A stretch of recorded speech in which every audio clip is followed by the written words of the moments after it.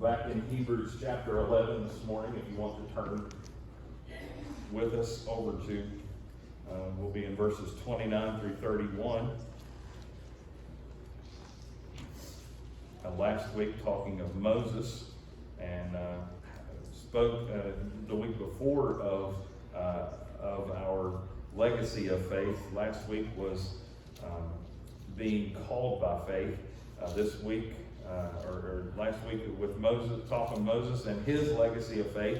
It was a legacy that spoke of following the call of God no matter what the situation. And I will say I missed out on an important point last week.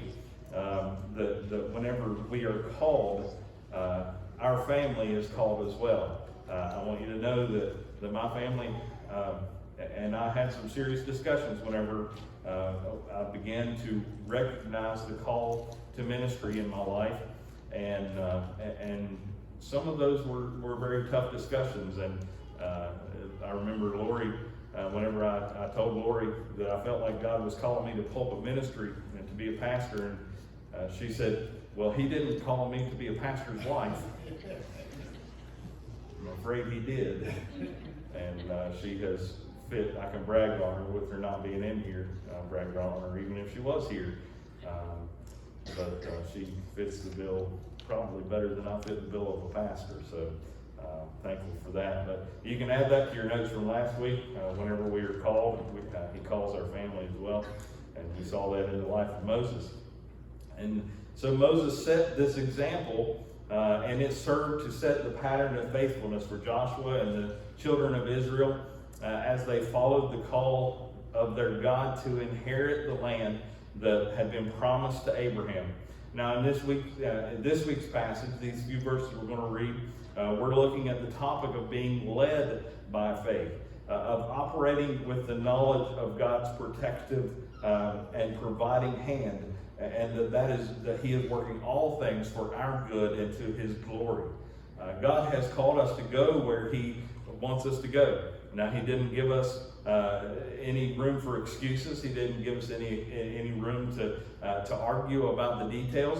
He simply asked us to go where He wanted us to go, in spite of any difficulties and anything that might be evident or assumed that we're going to encounter. And the reason for that is because He has already determined and made possible the outcome of what we're going to face. That is how we operate within the realm of God's providence, is understanding that He is already at the end of where we are going. So today we're going to look at the truth. If you're following along on your bulletin, we're going to look at the truth that being led by faith, we trust in God for our provision and protection. And that is where we hope to go in today's sermon. Hebrews chapter 11, 29 through 31 this morning.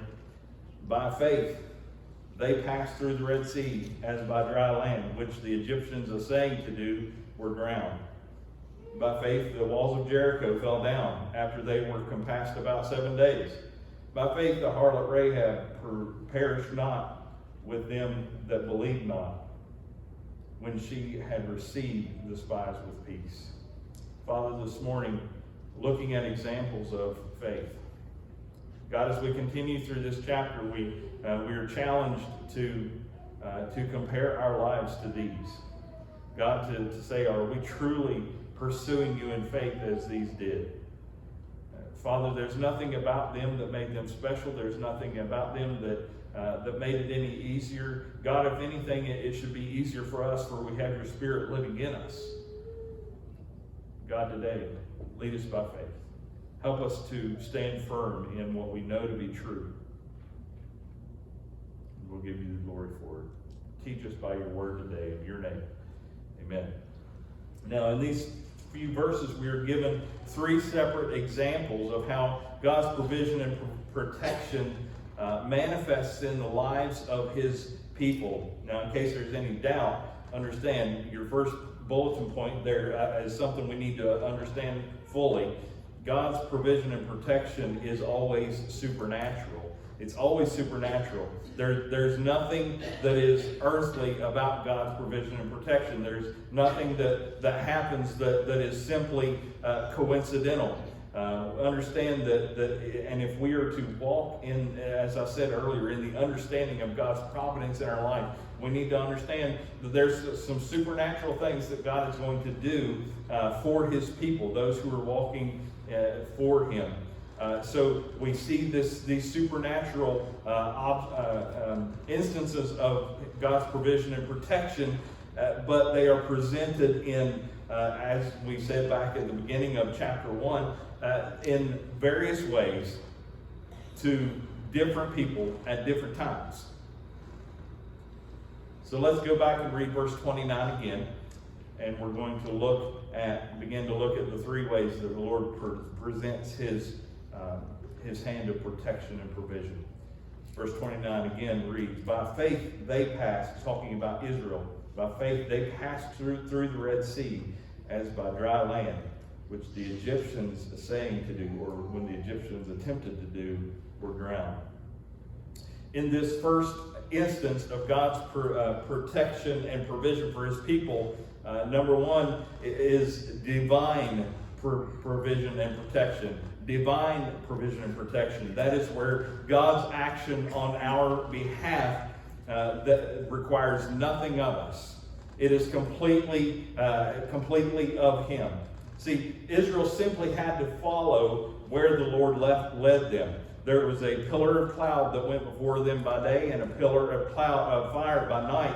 And everywhere that it went, they just had to follow. Now, God was very gracious to them. He knew that there were more than 2 million of them following behind. And so He led them at a pace where they could be comfortable. Yet, I believe that He was pushing them because there was an urgency in what God was trying to get them to do. There was a place He wanted them to go. He did not want them back where they were before. So He was leading them in a manner that was deliberate, but also gracious. And so we should understand that as well. Whenever He leads us, it will be deliberate and gracious to us. But whenever He led them, they were simply to follow. They didn't have to do anything to earn His presence. They didn't have to do anything to call down the fire or the pillar of cloud. They simply had to look for where God was and follow. Now, when they came to the Red Sea, God was right in front of them. Understand, He led them right there, right to the edge of the sea, knowing that the Egyptians were bearing down on them. You can imagine they were pretty scared. You can probably say they're turning around, looking and trying to see the cloud of dust rolling in from the chariots, from the Egyptian army, seeing how close they were getting. But in that time, God was already preparing to make the way for their escape.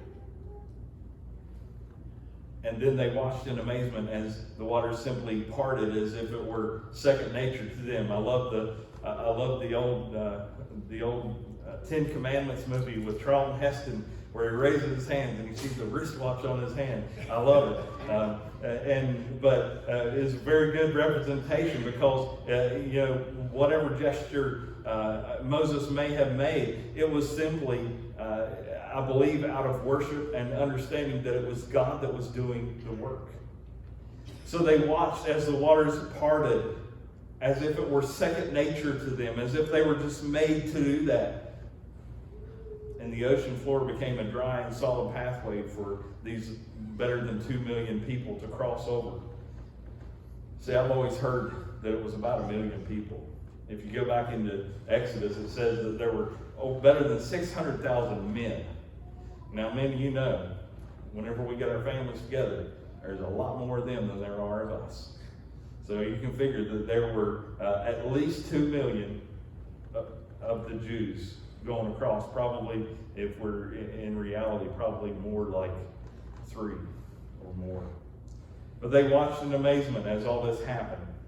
Throughout this beautiful, wonderful book that God has given us as a record of His faithfulness, we are given example after example of the protective nature of our God. We're given examples of how he shows up just at the right time, how he spares no expense or goes to all ends to save his people. His actions leave no doubt of who he is. And that has not changed. And he still desires for his people to know his character and to know his love, just as he desired for Israel. God protects and provides for his own across the ages, and he does so by his hand. I believe that every day we see evidence of God working to protect us from the attack of the enemy, from situations that might befall us in this world, and to provide for us according to his riches in glory. If you're like me, you forget to set your clock sometimes. I don't know how many times I've woke up having a 45-minute drive ahead of me, and I've only got 20 minutes to get there. And yet God protects me as I go. We find ourselves in the middle of a disagreement, suddenly remembering, something that the pastor said on Sunday, or a song that we heard on the way into work, and it calls us into a place where we can avoid conflict. I remember going to the post office several times and opening mail, and there was just an anonymous amount of money from who knows where. We know where it comes from. See, those are just a few examples, very minor examples of how God is working in our favor each and every day. Your next bulletin point says, God provides for and protects his people by his hand alone, so that we trust in his superior strength. That's the whole point, is so that we begin to have that trust with him. See, that God was introducing Israel to their God. They knew who he was. They had heard stories, and they had heard of their father Abraham, who was called by faith to leave his homeland and to go, and how God provided for him the whole time. But yet they had been in captivity for some 430 years. They had not seen their God work up to this point. God was just simply making an introduction. He was saying, this is who I am. He was also declaring to them that he doesn't need any help from anyone or anything else to accomplish what he wants to do.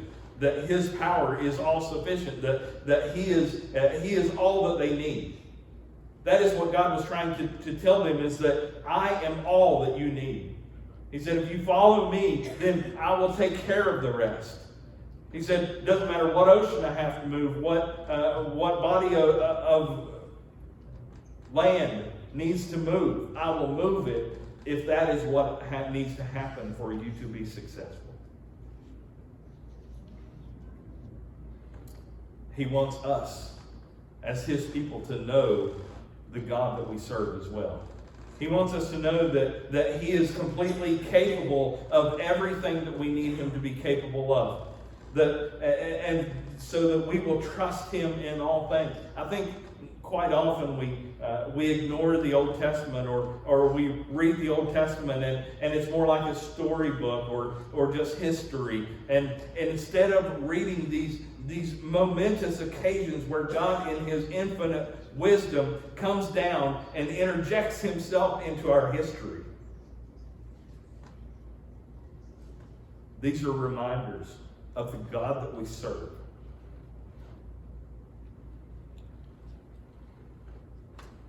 And nothing we can do can change that. His actions in these instances are completely of his desire. They're completely of his making.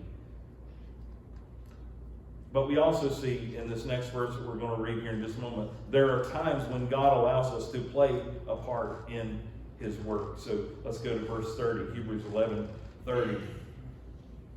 By faith, the walls of Jericho fell down after they were compassed about 7 days. Number 2 on your bulletin is the participatory provision and protection of God. Participatory, that's a big word for this stuttering preacher. This is where God chooses to allow us to help in the completion of his plan. See, when God instructed Joshua to lead Israel across the Jordan, they were immediately to begin the campaign to claim and clear the land that was promised to Abraham. Now, God could have, with a thought, just opened up the earth and swallowed up all of the enemies that Israel would ever face.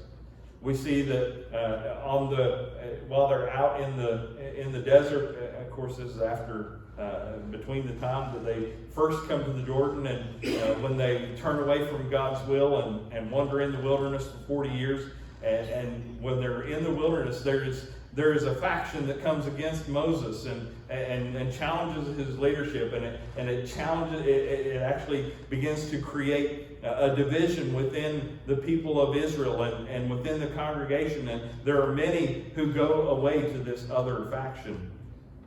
And God says, I'm not going to have that. And he simply, by his thought, opens the earth and swallows 20,000 individuals. He could have done that here. But yet he didn't.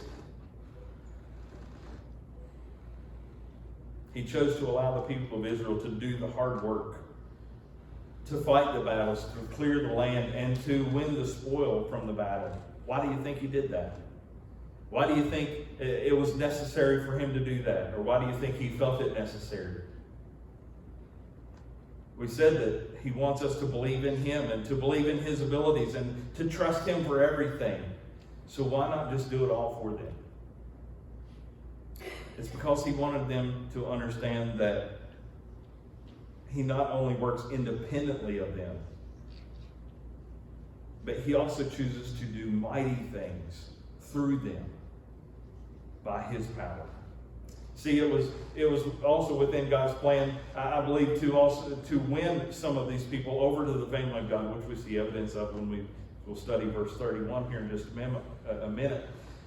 All of this is because your next point says God's greatest desire is relationship with his people. That is his greatest desire. Out of all the things that we have available in the world, his greatest desire is relationship with him, especially standing beside us through trials and battles. See, in the midst of trial, in the midst of battle, when we are fully relying on him, when we are fully trusting in him and asking him to be everything that we need in that moment, that is when the bond of trust between us and our God is the strongest. If you've been saved any amount of time, you know what it's like to have God fighting with you. You know what it's like to stand in battle and to know that you are completely surrounded by his grace and his mercy. See, work and family and church and health, society, all of these things can place a great deal of stress on us. And we may even find ourselves in the middle of battles from the most unlikely of sources when we cry out to him in those battles. More importantly, when we go into the battle already prepared and already, as we learned this week in Vacation Bible School, armored up with the armor of God. We discover what it is like to fight side by side with those angelic armies. We learn strategies of victorious living, and we also learn how to handle disappointment when things don't necessarily go our way, or even like we imagined. See, regardless of the outcome of these battles, regardless of whatever happens in our life, we exit the other side of these trials and tribulations not only trusting more deeply in the Lord's power, but more importantly, your next point says, we learn to trust how his Spirit works through us. See, if God gives us his Spirit to work through us, if he never puts us in situations where it must work through us, we're not going to learn how that happens. We're not going to learn how to allow his Spirit to work. We're not going to learn how to fight with Him on one side, or with Him completely surrounding us. See, these times of trial are times when our faith is going to be tested and where our strength is going to be made greater as our trust in Him is multiplied through these experiences. This is where God does most of the work in the lives of His people. I believe that is where we are today. That I believe that this was His design all along, was for the church to be empowered by His Spirit so that He can do mighty things through them. We see evidence of that all throughout the New Testament.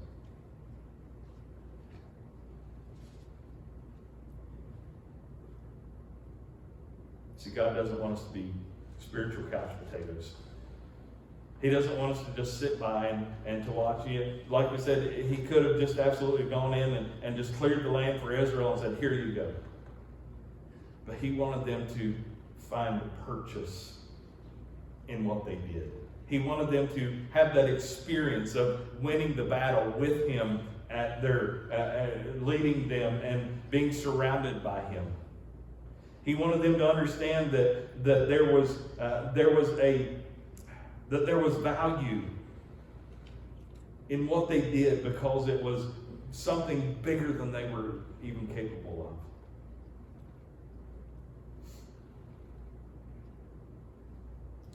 He wants us to be involved. He wants us to, instead of sitting around waiting for the show to be over, He wants us to be involved, waiting, anxious for the next step. See, the faith that God has given us is a mobile faith. It's not a faith that's designed to sit on the couch. It's not a faith that's designed to sit on the shelf. It's not something we just, a jacket we take off when we walk home. It's something that goes with us everywhere we go. And He wants us to experience His power by way of the Holy Spirit living in us and through us and going out of us as we go forward, seeking what He has chosen for us to face and experience.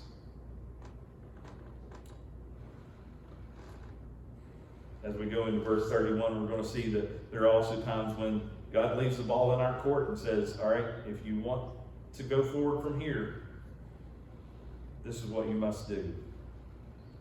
He leaves the action, and His actions are based upon how we act. So let's go to verse 31. By faith the harlot Rahab perished not with them that believed not, when she had received the spies with peace. Number 3 on your bulletin says it is entitled Conditional Provision and Protection. This is where God's action towards us is based upon our response to Him. While the Lord was preparing Joshua to lead the charge into Jericho, He was also preparing another individual to begin a journey of her own. We were introduced in Joshua chapter 2 to a harlot by the name of Rahab, and it's always interesting to see the variety of individuals the Lord chooses to be His own, is it not? Joshua sends spies into the city of Jericho to scope things out, and when they get there, no better place to hide than a brothel, right? Because that's one of the places that travelers coming through are sure to find a place to stay. So the spies give Rahab a choice. While they're there, they say, since you have helped us, then you can join us if you would like.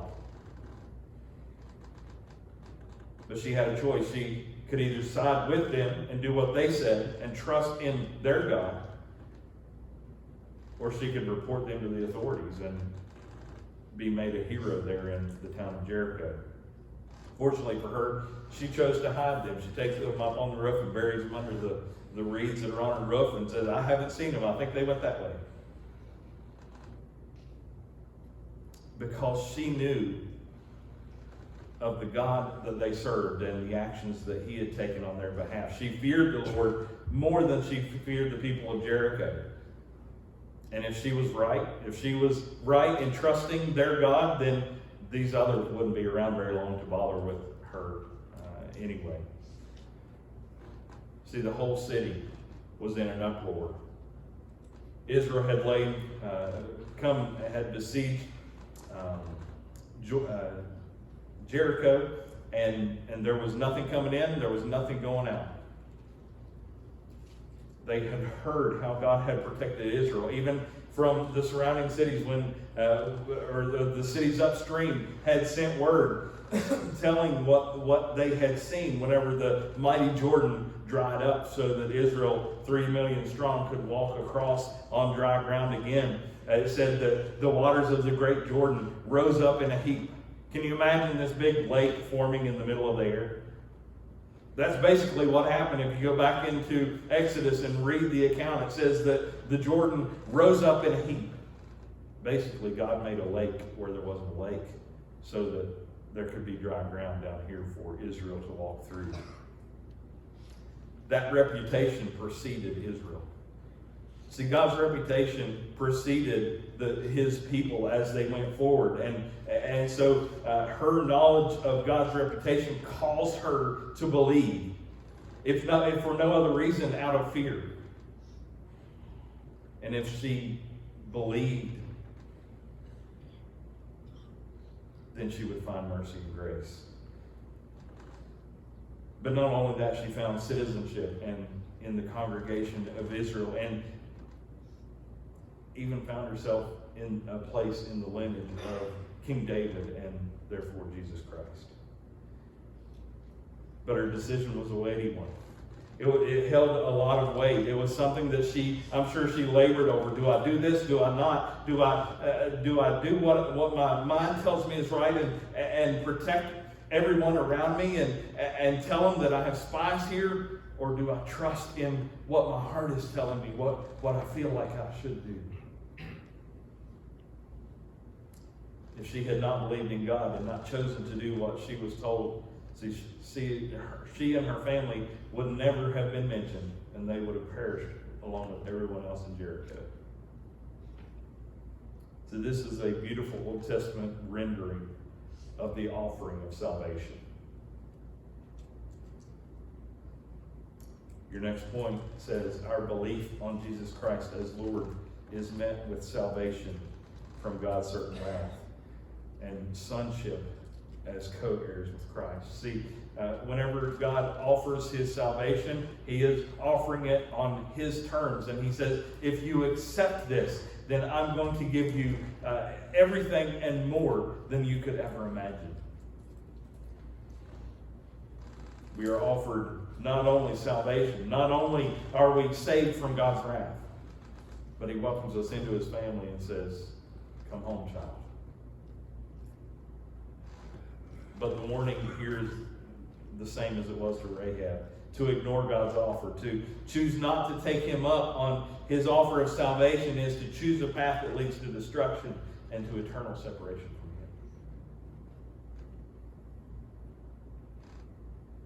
from him. In each of these situations, the people of God were saved by looking forward to their salvation. They didn't look back at where they had come from except to see what God had brought them through. They didn't look around at their current situation other than to compare it to the magnificence that God offered. They looked forward to where God was leading them for what he wanted for them. And in doing so, they discovered that God's provision and protection is complete. That's your next bulletin point. God's provision and protection is complete. See, as Israel was preparing to leave Egypt, there was much uncertainty where they were going. How would they get there? Is there going to be enough food? Should we take this? Should we take that? Can't imagine. Then when they get to the Red Sea, they complain to Moses. And of course, we know they were really complaining to God, right? Saying that they would have been better off to serve the Egyptians than to die in the wilderness. They couldn't see what God already had ahead of them because they were looking backward. Thankfully, Moses was looking forward. He was saying, the goal is up there. Salvation is up there. We just have to follow.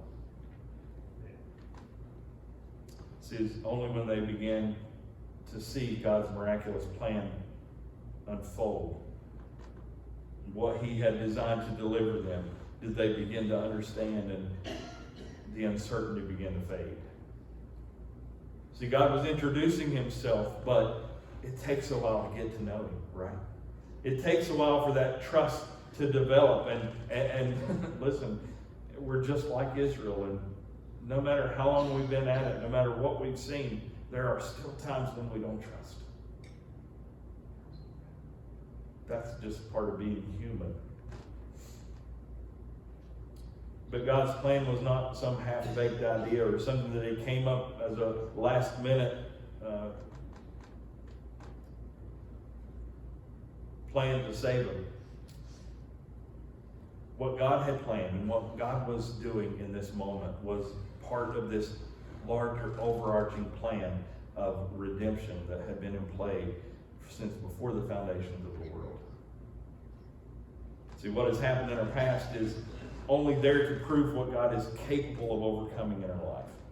It's not there for us to run back to in search of the comfort of familiarity, or it's not there for us to run back to jump back into the patterns of pleasure and of sin.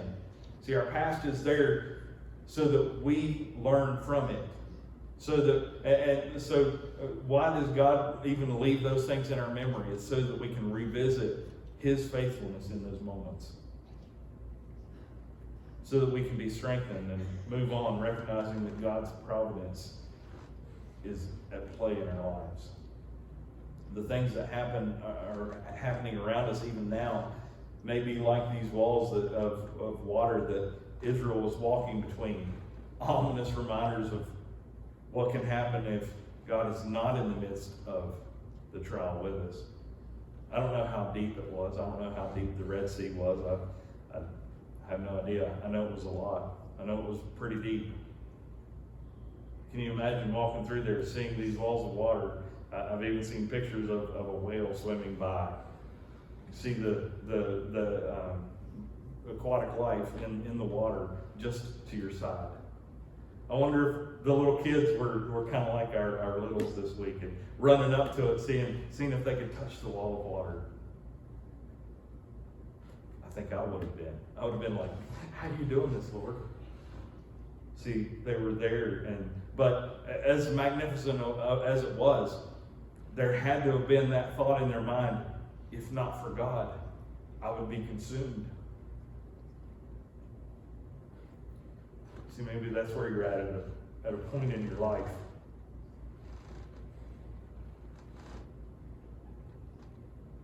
Where you feel like, if not for God, I'm going to be consumed.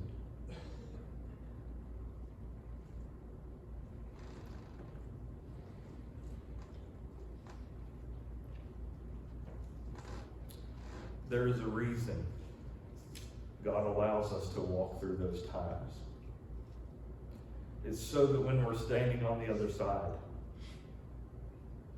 we're trusting in his faithfulness even more.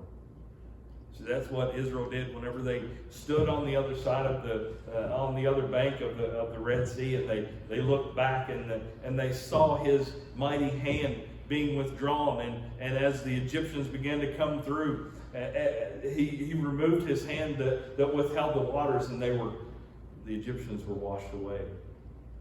I don't know if anybody saw it, but within the last couple of years, they began to find pieces on the floor of the Red Sea that are reminiscent of Egyptian chariots.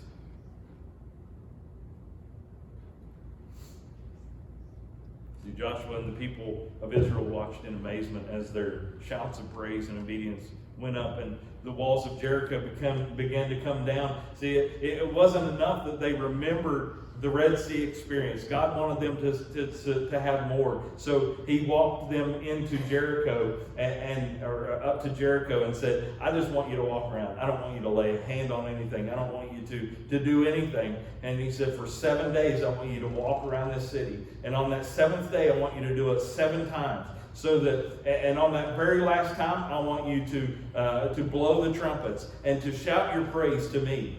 He said, and I'm going to win this battle for you.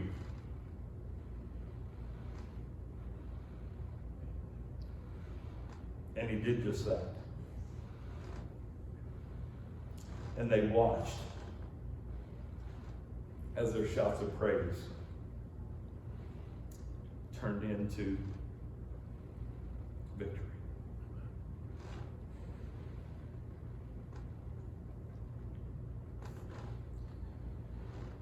About this same time, Rahab, I believe, was realizing that God's power truly could be trusted. That she wasn't just falling for the trick of some enemy, but that God whose reputation had preceded these people truly was a God of his word.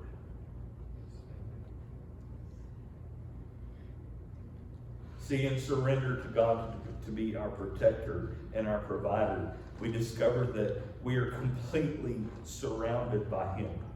That we are enveloped by his presence. That there is no place where we can go that is outside of his protective power. That is outside of his providing hand. And that everything he does is good and is right and is complete. Psalm 139, verses 9 through 10, or 7 through 10 says, "Whither shall I go from thy spirit? Or whither shall I flee from thy presence? If I ascend up into heaven, thou art there. If I make my bed in hell, behold, you are there. If I take the wings of the morning and dwell in the uttermost parts of the sea, even there shall thy hand lead me, and thy right hand shall hold me." It's a beautiful picture of being surrounded by God. That even when we are running our hardest and thinking we've got the world by the tail, he's leading us even still. But why? What is the purpose for which God protects us and provides for us? That is a simple answer. It is so that his name be made great. So that others see his work in us and hear us proclaim his greatness. Your very last point says God's provision and protection directs the attention to him. See, for 430 years, as I mentioned, the children of Israel had been living and multiplying in Egypt. They started out as 12 brothers and their families. And they lived and they grew, multiplying generation after generation. For a while they were guests, but then the time came they became a burden. And their welcome quickly became a yoke. They had nothing to offer, no home, no land, no possessions to speak of, nothing to barter for their freedom. Their only hope was in their Lord, who had told Joseph 400 and some years before the day would come when he would lead them out. And because of their God and his protection and his provision, the nations feared him. See, they may have feared Israel, but it was really God who they feared. I'm not sure about you, but there's nothing about me that should garner the attention of anyone around me. There's nothing that we can do that should draw our attention. Anything that draws attention to us is a misunderstanding of what is truly admirable. If we're paying attention, our lives are filled with opportunities to tell of the ways that God has supernaturally provided for us and protected us. May we be as the psalmist, who realize that the all-powerful, all-present, and all-knowing God that he wrote about in that 139th Psalm is providing for us. See, we've been talking in this series, and we'll continue to talk about Jesus Christ, who is superior in all things. He is our provider, and he is our protector. Father, this morning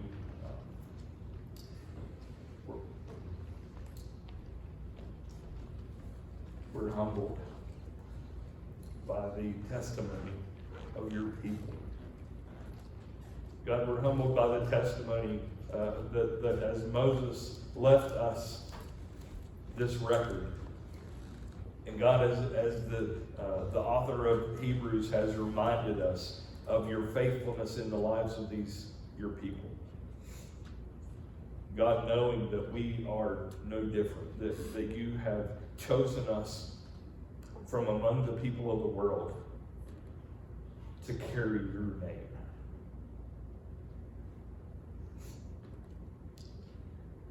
Father, we couldn't be more humble. Couldn't be more blessed than to be called the sons and daughters of the Most High.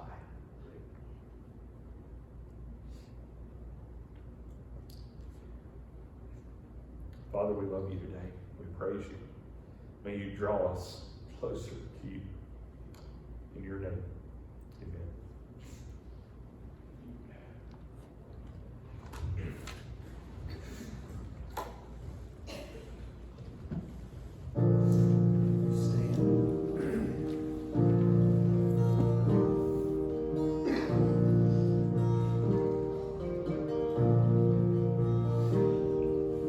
Wonderful, merciful Savior.